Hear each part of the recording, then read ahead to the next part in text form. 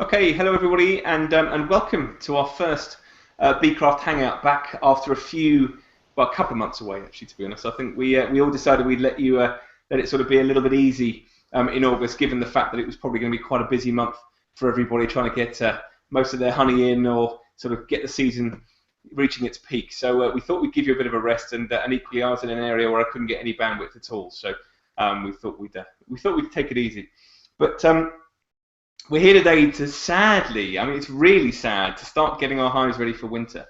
And so we're sort of looking at the preparation for that so that you can go into sort of September and October to get hopefully yourself sorted, ready to put a well-deserved feet up on the couch and relax. So that's really what the preparation or what the idea of today's hangout's all about. So if you haven't joined us before for a hangout, this is if you're watching this on Wednesday the 16th of September, this is a totally live experience, and please do, if you want to, do ask some questions of us. That's what we're here to do, and hopefully answer any questions that we've got. First of all, I want to thank, we've had Oliver has already sent in a question. We've had another one from, who else have we got in here? Colin, Victoria. You've already been asking some questions, so thank you very much for sending all those in already. It's very kind of you. But first of all, why don't we just go through and sort of discuss your seasons and how you've gone at the same time, sort of introducing you all. So, Margaret, how is well, firstly, who are you and how's the season gone for you where you are? Hi, I'm the deputy editor of Beecroft, or one of them, and we've had a very good season here. Lots and lots of honey, but also lots of wasps and lots of robber bees. So I've had to be very careful and keep the entrances very, very small and harvest promptly as soon as the honey's ready. Interesting you say. So actually, despite the wetness of the summer, it's been a relatively good one for you. Yes, it has lots and lots of honey. Too much. Too much. I'll have some. It's fine. Thanks so much. And Rodri, why don't you tell us a little bit about your season and what you're doing here? Hi, I'm Rodri. I'm the South Wales representative for Beecroft.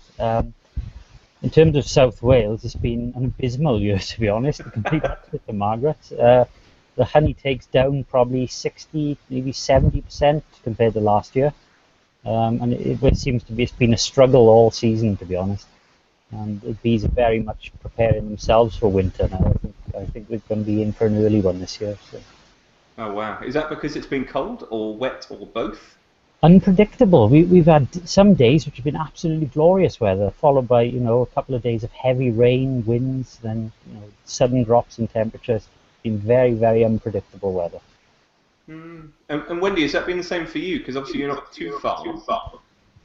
Exactly. Sorry, exactly the same as Rodri's experienced. Our honey's down by about 70%, and we've had an awful lot of trouble with queens.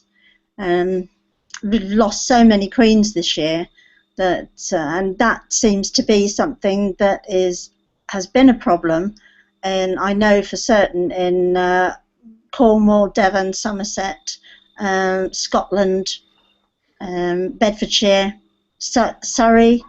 I've been in touch with people in all those areas, and that is one thing that they're all saying, that the queen, losing a lot of queens this year.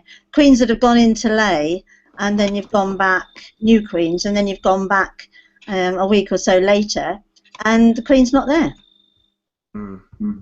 Very, very weird. And any queens that have mated have gone into, have stopped laying. Sorry, queens that have mated. I can't remember what I was going to say. So there you go. It's just been one of those years. Yeah, to be perfectly honest, I'm really pleased that the beekeeping year's come to an end, so we can consolidate for next year. Oh God, so it's been really bad then. Crikey, that's 2 out of 3. I think I'd say, to be honest, it's been disastrous. Exactly the same.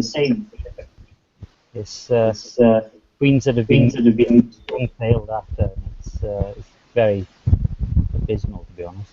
No, that's bad, isn't it? But yet, Margaret, you've actually done very, very well. So it's strange, classic classic thing of the beekeeping year, isn't it? Geographical differences all around. So, okay, let's just see. Sorry about the sound problems. Then we've just got a few microphony issues, but I think they're now sorted. But like I said, this is all about asking questions, so please do ask questions. I'm actually just trying to get out the website for you so you can actually have a look at it. But you'll see on the website where you're looking at this, we're in a little tiny window, and just above the window is a little box saying ask us a question. If you just want to ask anything, or even a suggestion about how your year's been, please do drop that down and pop in there a little comment or query or anything like that about how your year's gone, any questions about preparing for winter. Please do pop it in there and we'll bring it all in. So I think what I'll just do is I'll bring in the first question that we had in a little bit earlier today from Victoria. So thank you, Victoria, who said, how small is too small a colony to go into winter with? I mean, this is a pretty general question, isn't it? But Margaret, do you want to kick us off with sort of a suggestion for that? Yes, okay. It obviously varies from person to person what they think. And I think it depends on where you live in the country as well. Probably if you had very severe winters or if you had extremely mild winters, that would make a difference. I think they usually say the best insulation for bees is bees. So in other words, if you look at the statistics, small colonies do tend to suffer higher winter losses on a statistical basis. So you've just got to sort of ask around really and see what your colleagues in your area think. And it could be that you could increase the insulation, say using expanded polystyrene. That might help if you have a small colony. Or you could just take a chance. Or if you've got two small colonies, you could unite, having chosen the better queen. Okay, there you go. So that's Victoria. I hope that's answered some similar to your question there. But talking about this uniting here for a second, is there a point in the year in which you shouldn't be uniting past this point, or is it sort of now when you want to be looking at your bees and assessing whether they're ready for the winter, and then making that decision to unite now, or can we still do it a little bit later in the year? What's your thoughts on that, Margaret? I would say start uniting now because they need time to sort of get used to each other, and they need time to rearrange their stores so that the clusters in the middle and the stores are immediately around the cluster. Okay, there you go. So you mentioned something there, and James Ferguson just put in a question, and thank you, James. And this sort of relates to this a little bit. You mentioned about insulation and insulating the hive, and adding insulation. So the question from James, there's actually two parts, was does anyone add any insulation to their hives? Now, I know Wendy's answer, so I'm just going to point this to Margaret. Now, do you insulate your hives extra or not, Margaret? Yes, I have started to the last few winters. I've placed some extra insulation on the top, underneath the roof. But to be honest, previous to that, I didn't, and I think I have noticed slightly improved survival of smaller colonies recently with that extra. Okay, so I'm going to bring it on to Wendy, because I think, Wendy, you're a little bit like me. Oh, I'm going to mute you until you can. There we go. You're a little bit like me in the sense of you have polyhives. I have a polyhive. I have a bee house. I haven't ever insulated my wooden hive, but I presume you don't add any extra insulation. No, the polystyrene hives are perfectly good enough for that. The only time I would add anything in the way of insulation is if I have to, later on in the winter or early spring, if I need to put an econ and give the bees some fondant. That's the only time I would put the econ polystyrene eke with the fondant, but then I would put some extra insulation like Recticel inside the eke to actually fill that space up. Okay, all right. And James goes on actually because he's got 2 national polys, and he's asking if there's ever been any problems with them overwintering. Is there anything that, and certainly when I know you've had experience of this for the last few years, any sort of things to recommend over the winter to look out for with them? Woodpeckers is something to watch out for in the winter. Are we still talking in terms of insulation? Well, ours are all strapped. Ours are Langstroth. We put a strap on them. We also put a brick on the top, just to make sure that they're secure from wind. And if we think we're going to get some really strong winds, then we might even strap it to the hive bench.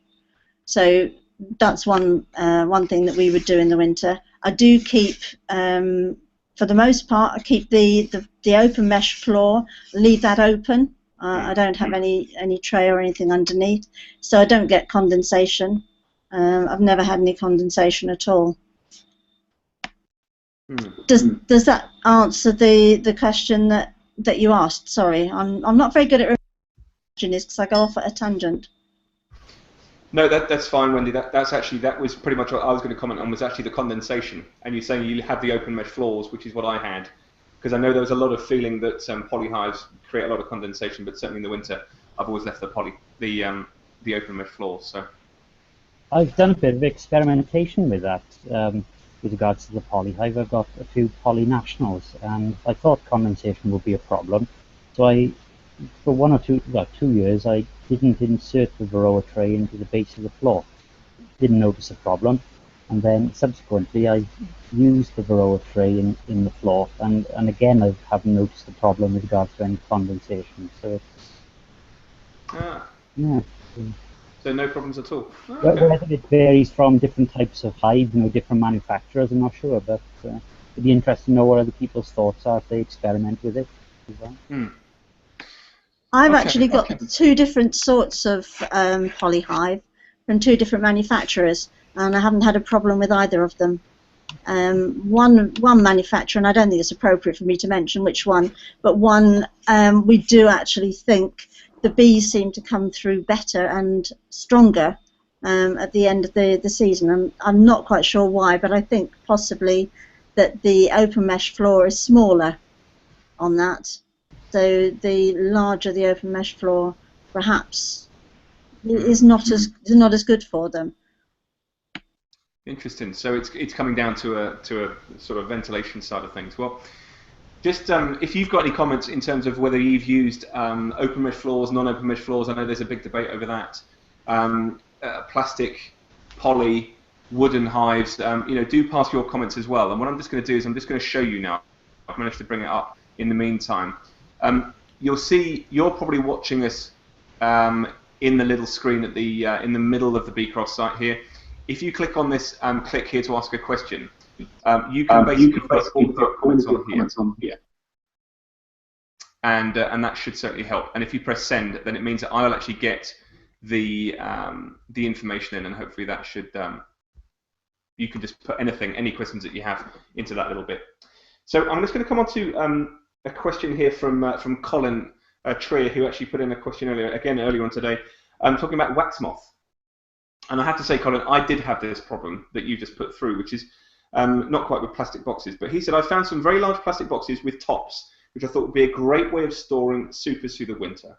They're not completely airtight, with gaps under the lid of a few millimeters due to the unevenness, and he was wondering whether they'd be good enough to protect against wax moth. Has anyone got any comments on that as to if that isn't the best way, what is the best way to store supers? Margaret, have you got any thoughts on that? Well, wax moths won't survive if it's cold. So if it's frosty, for example, if you can keep your wax comb somewhere where it's going to get frosty, then any wax moth eggs, larvae and adults will die. If you keep it in a nice frost-free place like a loft or a garage, you're going to have problems because anything that's been in a hive has probably got wax moth eggs on it. So that's the key, I think. Okay, look, fair enough. Just that point earlier on that the lady made about how many frames. John Wynne Jones, I hope that's answered your question as well. I've just looked at on Facebook, and he's actually put some questions in there about how many frames of bees are enough. So obviously it depends on where you are in the country as to how good that is. James, can I just make a suggestion that if Mm. there are not that many, or if you've only got sort of perhaps 5 frames of bees, and you want to actually reduce the size of the hive, that you can put, dummy frames at each side, so you can reduce the number of frames that the bees, so therefore the area of the hive that the bees have got to keep warm. And I think that would be my idea, to do that, to make it a smaller area for them to keep warm, if there are not as many bees as you'd like to see in a hive, or even in a nucleus. Do the same thing. That's great advice, and that just cuts down the area they're moving and keeps it all them all a little closer, doesn't it? Okay. So we just had another question coming in from a chap called Terry, who's asked about feed. He says, I'm terribly confused about feeding bees this late on in the season, and what, if anything, is a recommendation on feeding bees now? I don't know if any of you guys want to answer that. Come on. What do you reckon? Go on, I'll go for it, because I've just literally fed all of our hives. If you do it much later, I don't think they actually put the feed down into the comb. I think I'm right in saying that, but Margaret is probably better to comment on that. But that is definitely, we've just fed them all. They're taking it down, or a lot of them have taken it down, and we've had to give them a bit more, because by hefting them, they actually don't have sufficient stores in there. So now we would not be anticipating feeding for much longer. We would have hoped to have given them sufficient because of the temperature. I think they stopped taking it down and putting it in as stores when it gets a bit colder. Am I right, Margaret? Yes, that's fine. Yeah, it certainly seems. I mean, it's on my knowledge on that, Terry, and it is limited. It's just the far thicker syrup in the later in the season. But obviously, you can't do it too late, as Wendy's just said. They can't take it down, which is part of the problem. I can't remember. I was just trying to desperately define the ratios, because I can't remember on this. Can you remember what the ratios are on the thicker syrup? I think it's a 2-to-1 from memory. 2 sugar to 1 water. Yeah. I've recently switched over to using the inverted syrups that you can purchase, and I found that you can feed them a lot later, so that has benefits as well. And because of the reduced water content, the sugar syrup doesn't ferment either. Okay, fine. Rodri, your microphone's moving around a little bit when you're talking there, mate. It just gives a little bit of a muffled sound. But there you go. Got you. Okay, so sort of moving through, really, we've got a little bit of news today, which I think we probably wanted to share. We're all quite pleased about it. Wendy's definitely pleased about it, I can see. For many of you who don't know, there's a big competition which goes around called Apimundia, which is held every 2 years. And it's like the World Congress of Bees, I suppose, is the best way of putting it. And for the second time in a row, Beecroft, we've been voted the best beekeeping magazine globally. So it's just a sort of a little sort of pitch to say, sort of give ourselves a pat on the back. So we just wanted to share that with you. No one else knows about that. We haven't shared it anywhere yet, but it was announced very early this morning from South Korea, which is where this beekeeping congress is, that we were the best beekeeping magazine around the world. So we're just very chuffed about that. So we just James, can I just say, although it's the second year on the trot we've won it, we have actually won it 3 times. So nice, isn't it? Great news. Yeah. Cool. So look, we just had another question coming in from Paul about insulating hives again, and this one's just come in saying, would you recommend using bubble wrap inside the hive? Okay, inside the hive on small colonies to help insulate. I have to say I haven't heard of insulating inside personally, but have any of you guys ever had experience of that? Bubble wrap on the outside of hives, but never on the inside. I can imagine it could be quite fiddly and, well, bees being bees, they could make a bit of a mess as well of it when they Yes, it would be a nightmare, wouldn't it? in spring. Yeah. Have you guys seen the photos of the beekeepers over in sort of Canada, where they literally the hives are normally this big, and after the insulation they're sort of this big when they go into the winter. It's some of the most incredible things I've ever seen. And then obviously they've got so the hives are this big, going to this big, and then they've got the great big bare protection perimeter fences on the outside. It just looks like the strangest looking apiary that I've ever seen. I'll have to see if I can find the photo of it. They're fantastic. But I tell you what, while I'm trying to find that, have we got? Are there any top tips that you would recommend people from your experience of bees and beekeeping for the sort of the preparation of hives going into winter? Is there anything that you can think of that would help any, especially like new beekeepers, for example, and how to look after their hives going through the winter? It doesn't necessarily mean preparation now. It could be obviously looking at them in sort of February, March, April time as to when to start thinking about acting again for those people who perhaps haven't had their first winter yet. Anyone got anything? Yeah, I'll come in on that one. A level, level. Sorry, can you speak up a little bit on that one, Margaret? Which had a molding at the bottom and it went on a slant. So that was a bit scary over the winter. I've had a feeling it might blow over. So do make sure your hive stands are completely level. So make sure your hive stands are level. I think I'm going to add on to there what Wendy said earlier on about strapping your hive down. There was I know there's a huge problem last year with the storms. If many of you remember, certainly down here in the south anyway, there was a lot of storms happening around the Christmas time. And a lot of beekeepers I know, a lot of the hives who weren't strapped down, the hives just went.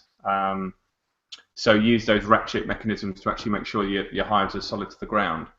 Rodri, have you got anything there from your experience? Yeah, I was just going to say, I think the best way to get bees through the winter is to maintain a strong, healthy colony through the year.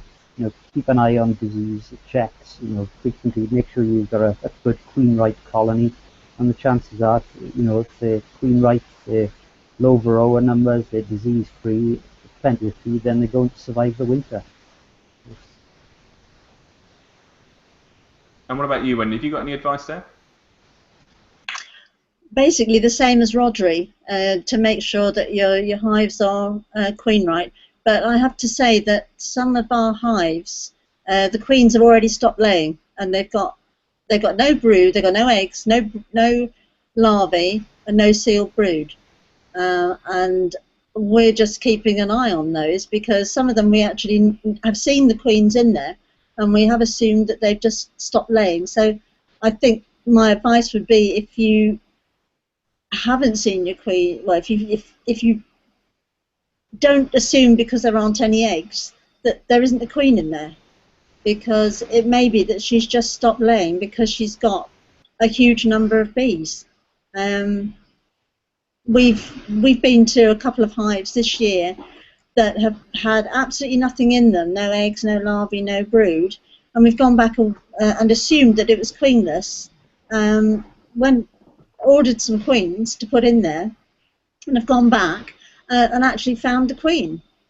So whether she's actually going to go into lay or what, we don't know. But it's been such an odd year for queens that a couple of them were given them the opportunity to see if they're going to come through the winter, because the bees are very calm. And it just seems they're so calm that we're just assuming they've got a queen. I think it's definitely been a very strange year this year, and I think people are going to have to keep a close eye on their colonies, especially now, to make sure, you know, they're in a position to make it through the winter. And it sounds like it's very different region to region at the moment. Well, I'll tell you what, so on that, Rodri, just to pick up on that, you say obviously make sure they've checked their hives to make sure they're ready for winter. How would you check your hives? What sort of mental points do you go through? I mean, I've always thought feed is the most important bit, making sure they've got enough stores. Is there anything else that you would look out for? Well, at the moment here, Varroa treatment should have been completed ideally, after you've removed the honey crop. I looked at a couple of colonies a few days ago, and I was just checking that, the queens were laying. They have reduced the laying pattern, and there's very few eggs, as Wendy said, at the moment. But just make sure there's plenty of food in the hive. We're looking 40 to 50 pounds worth of honey within the brood frames. Seal them up, put the reduced entrances on to prevent mice getting in there. I put a little bit of insulation in the roof, and they should hopefully then make it through. Actually, you raised a point about treatment. Abigail had actually written you do write an email, don't you? Yeah, written an email in asking about what treatment and is she too late to treat for Varroa. Margaret, I know you're pretty good on this sort of topic. What's your views on whether it's too late now to treat? We can treat with MA2 strips following the instructions. They give on there a temperature range, and I think it's 10 degrees, but you'd have to just double check on the instructions. So it would have to be warmer than whatever they say, and not hotter than whatever they say, the temperature range on the packet. But you can use those now. And could you just repeat what it was that you were saying? Because at the start I had Rodri's feedback, so maybe people didn't hear the product you were recommending then, or suggesting. You can use MAQ strips. Max strips, yeah. Max, I think they're called, yeah. Yeah, Max strips. Because they give it. Sorry, Wendy, what were you going to say? I was just going to ask Margaret a question on the temperature, because they're saying, on the instructions that they've got certain temperature, but within the hive, surely the temperature is maintained at something like about 35 degrees. So what is the issue about the temperature on the treatments? I actually don't get that. Can you explain? I doubt it. I think if they've got instructions on there, it's because they've done the research and they know what's best. I perhaps don't, but it has something to do with the ventilation. If the temperature is too cold, perhaps they're all clustering instead of ventilating. And you don't want to sort of suffocate the poor little things. Similarly, if it was very, very hot, they might be hyperventilating. So follow the instructions is my advice. I just think it's something like between 10 degrees and 29 degrees centigrade external temperature that's allowable, but you ought to check in case I've remembered that incorrectly. Okay, so I hope that's helped you. Incidentally, if anybody knows a definitive answer on that, just let us know in that little comment box. But actually, while I'm here, what I'm just going to do is I'm going to quickly screen share to show you some of those photos of the beehives which have been massively insulated. So I don't know if you can see this one here. So I mean, I hope to God I remember. Do you remember the snowfall a couple of years, or maybe 3 or 4 years ago now? My hives actually looked like this. Did you guys get as much snow as that before? Yes, we often do. Yeah, so there's that one. You can see the insulation around the hive here. If I just go down a little bit, there's an ingenious little one here, which I thought was quite interesting. So obviously put a massive tarpaulin on to stop the obviously the colony getting snow on the top. But actually, funny enough, the snow is a bit of insulating. But the key bit here for the snow, if we get it, because apparently it's going to be the worst winter for 50 years, from what I understand. But if we get snow, it's to clear snow from the entrances, I understand. So. I have to say we very rarely get snow down here, but as you say, James, they reckon it's going to be quite a bad year this year. But actually, I think I agree about checking them to make sure the snow is away from the entrance. But basically, I've found in the past that the entrance Well, if you look on some of the photographs, I think the entrance is generally clear, and I've actually assumed that that was because of the warmth coming out of the hive, that it might actually keep the snow clear. But that doesn't mean that you shouldn't check, obviously. Okay, I'm going to move on to a question. There were two questions in regarding placement of supers. We had one in from Oliver earlier on, who says, does putting a super under the brood work to feed the bees over the winter? And then we've had a question from Quentin, so thank you, Quentin. Is there a problem storing your supers above the crown board over winter? So two sort of different outlooks there. Do you guys put supers above or below? I always did it above. But Margaret, what do you do?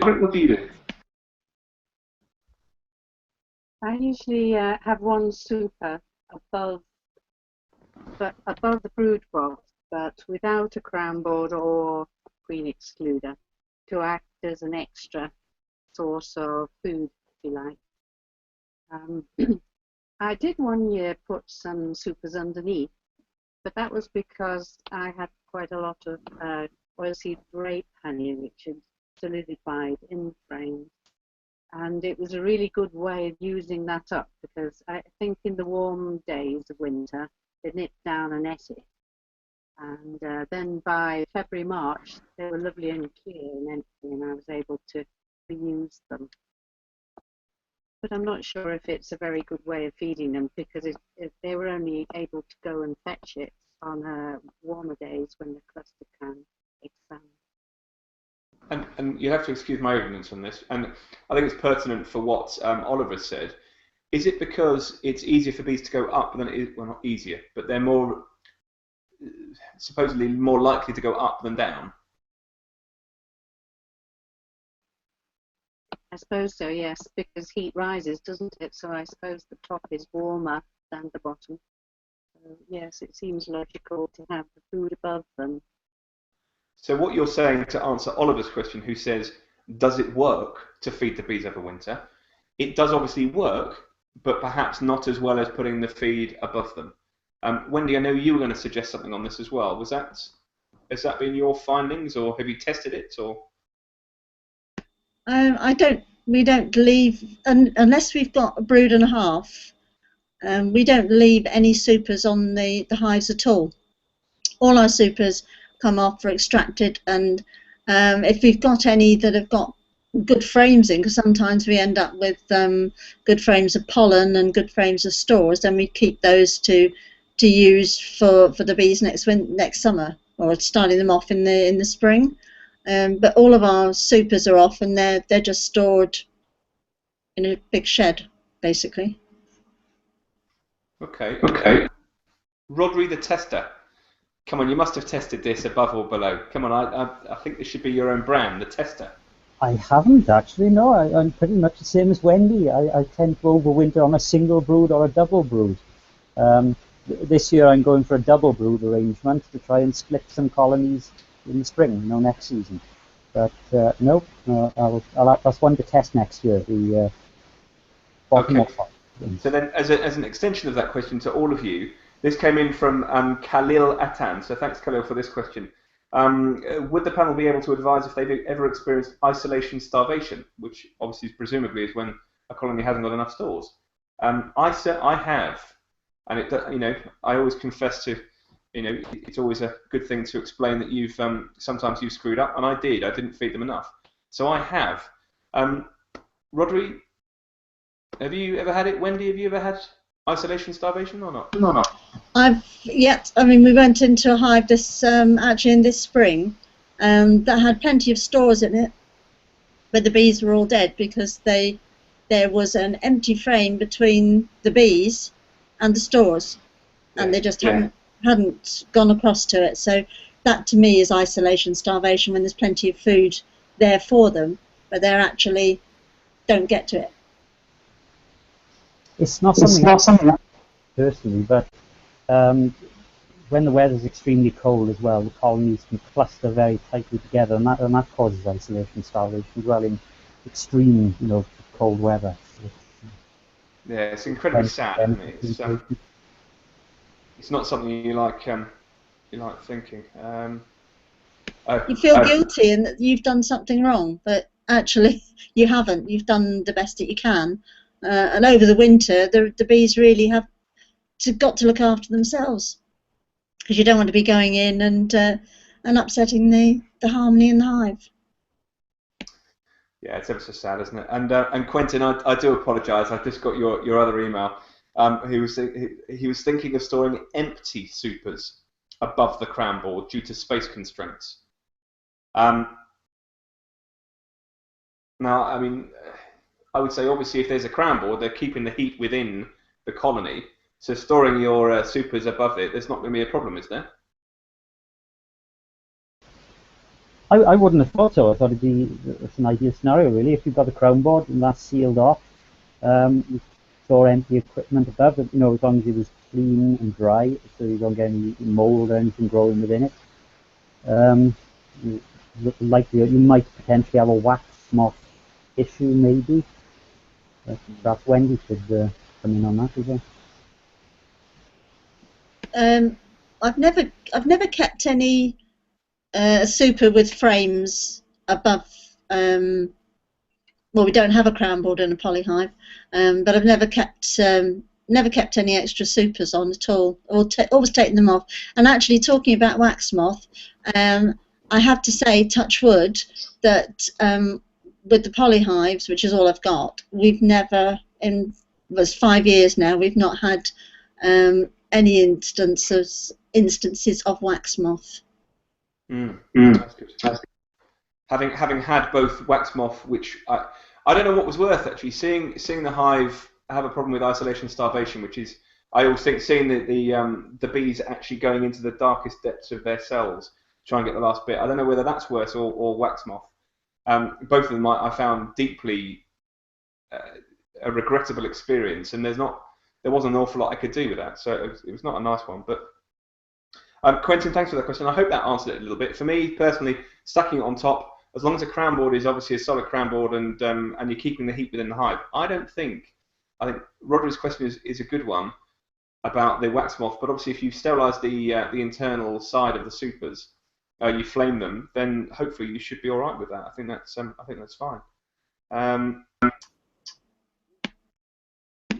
Sorry, James. I was just going to say, I think it depends whether, as well, possibly, and Rodri may be able to pass comment on this, whether the supers are wet or dry.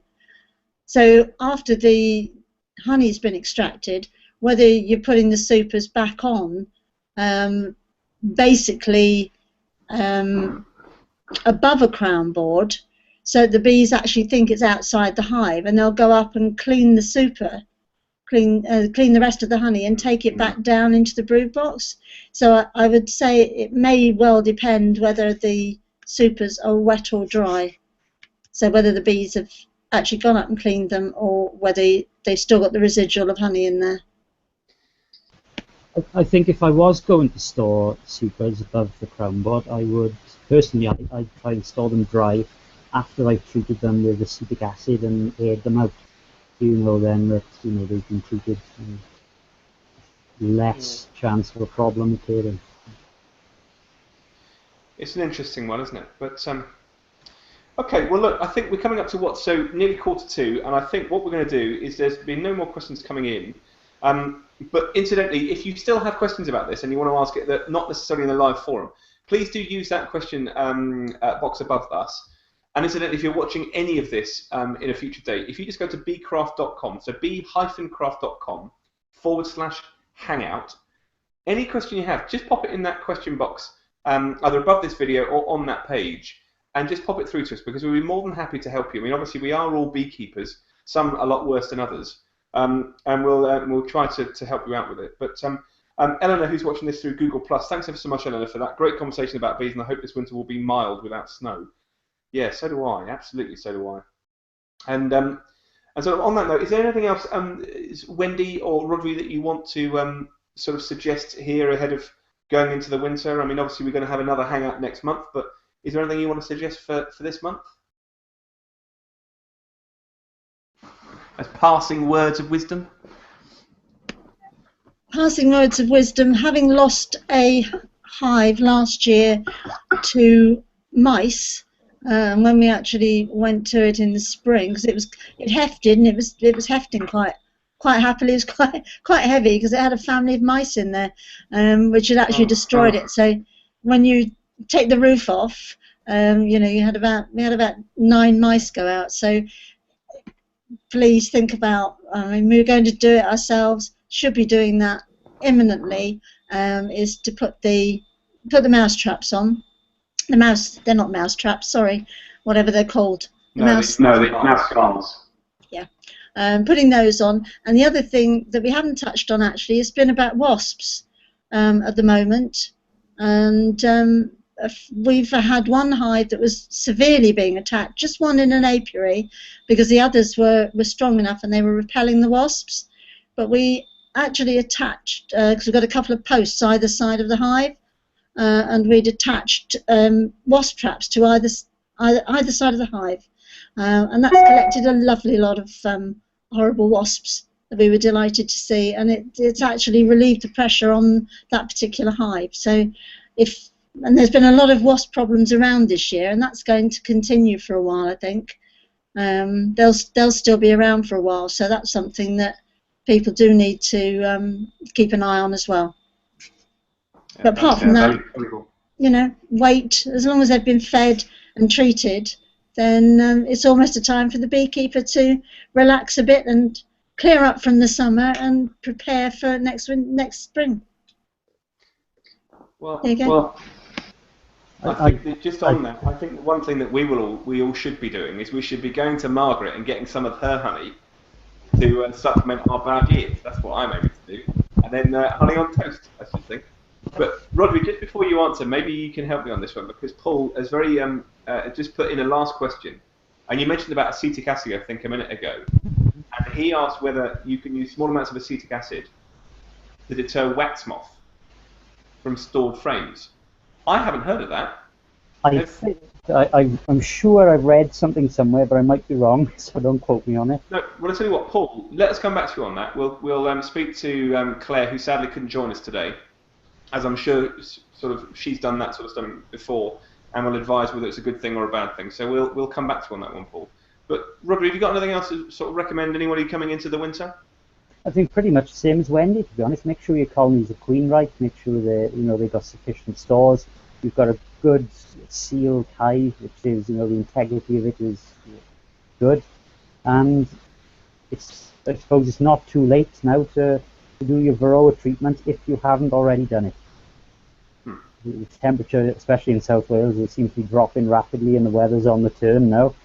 So round the corner. So I think that would be my key thing. Make sure that your varroa treatments are complete, or get on the. It's terrible, isn't it? This weather. I mean, it's not got any better since. Well, it's not even got better since last winter. It's terrible. I'll just give you actually one thing that I found has been really beneficial for me over the years is I've moved all of my crown boards to the perspex one, the see-through ones. I don't know if you guys have any of those ones, but for me, one of the big challenges I found as a beginner, still obviously am, was understanding when my bees got through the winter is testing how much stores they had in the hives, and seeing how well formed the colony was. And I didn't want to obviously open up the crown board to have a little look in when the temperature was down low. So what I found was very, very helpful was having the clear perspex crown board, so that I could still take the roof off and not disturb the hive, but I could just about see between the frames how the colony was forming in sort of the early or late springtime, and I found that a real great help. So if you can, move to those clear perspex crown boards on the top. Certainly been good for me anyway. Hello, Margaret, you got back. Hi. Well, just in time. I tell you what, we're going to do one last thing. I'm just going to mute you, Rodri. Have you got a final tip for everybody?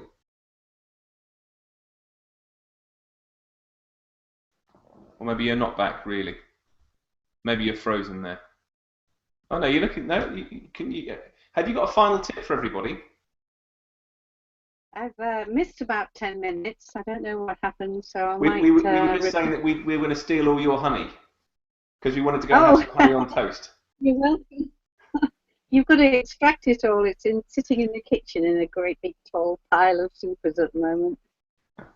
A tip for winter. Yeah, just the final thing for anyone to look at the winter.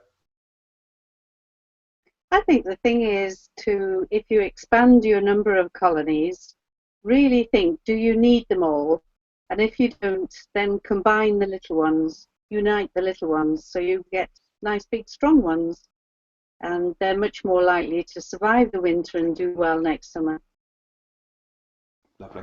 And you can also cull out your horrible queens, your bad-tempered queens, and you can graduate your temper, the temper of your bees nicer and nicer over the years. Fantastic. Okay, well, we've had two final questions coming in, and what I want to do is, so James talking about combating isolation and starvation, and Quentin looking at using acetic acid. What we'll do is we'll answer those independently of that, because I'm just conscious of time for everybody. But for those of you who've watched this, thank you ever so much. I know there's been quite a few people have tuned in, so thank you. And we're going to do the same again next month. Well, we do this every month now. It's one of the things that we do. I can't remember off the top of my head exactly what the topic is for next month, but it'll be around this time next month, always 8 o'clock in the evening, and hopefully you can all join us then. So on that note, from the award-winning beekeeping magazine Beecroft, do check us out on www.bee-craft.com and subscribe to the magazine. That's the only pitch you'll hear. Thank you so much, and we'll see you next month. Thanks all. Okay. Bye. Bye.